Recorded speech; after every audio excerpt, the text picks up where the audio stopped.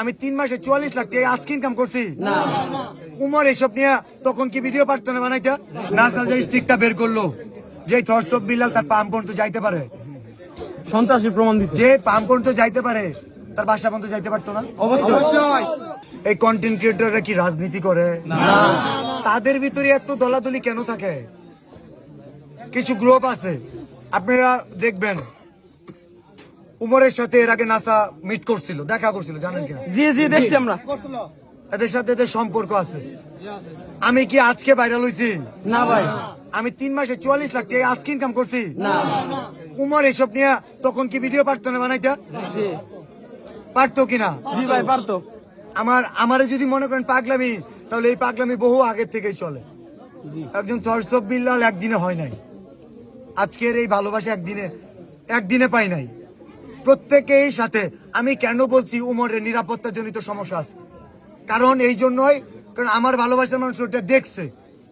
আমি কি উমরে কইছি করে আমি কিছু করব না? তুই আইস। এইবারও কিন্তু আমি খুব সুন্দর ভাবে বললাম, জুয়েল ভাইরে বললাম যে ভাই এটা কোনো চ্যালেঞ্জ না, এটা আহ্বান, এটা অনুরোধ, আপনারা আসেন একসাথে কাজ করি। নাসা ভাই, জুয়েল ভাই, আমাদের ইচ্ছা ছিল আমরা একসাথে এই গরিপুরে আলামিন ভাই, আমরা মানবিক কাজ করব। মাইমি সিং বিভাগের আমরা মানুষ, তাই না? কিন্তু আসলে নিতে পারে না কেন ভাই? একজন থর্স অফ বিল্লাল কার কোনো ক্ষতি করছে বলতে পারবা? আমি কাউরে প্রত্যেকটা জায়গায় আঙুল দেয়, প্রত্যেকটা জায়গায় আঙুল দেয়।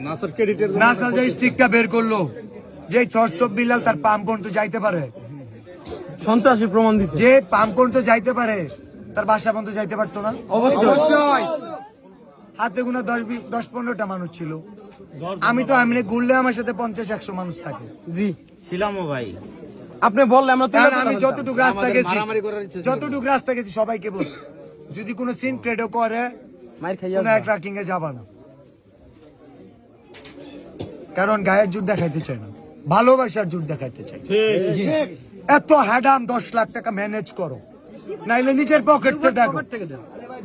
পারবো না ভাই। তোমার 10 লাখ টাকা দিয়ে কত স্টিক কিনা যাবো জানো?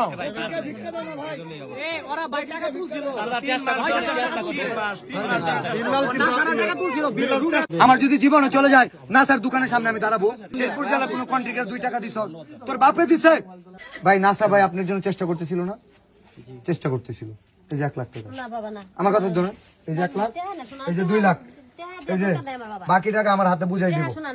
একটা অমানুষের বাচ্চা যে শেরপুর জেলা কন্ট্রাক্টরদের অপমান করে, আমি ক্লিয়ার কাট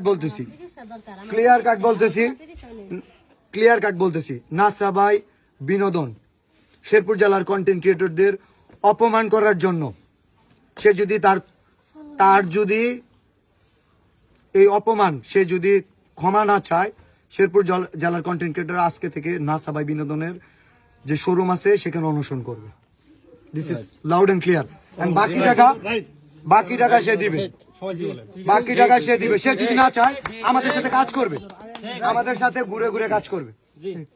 আপনারা প্রয়োজন অনুসরণ করবেন, নাসার দোকানে যাবেন, আমি যাচ্ছি, আমি নিব না।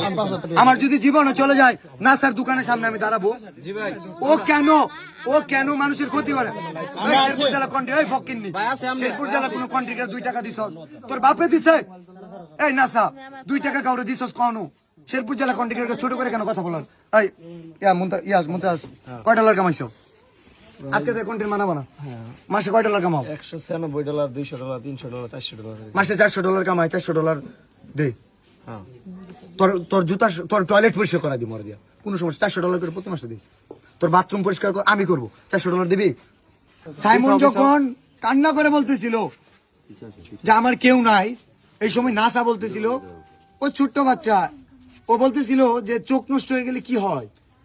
চোখ নষ্ট হলে মানুষ মরে না, কিডনি নষ্ট হয়ে গেলে মানুষ মরে যায়।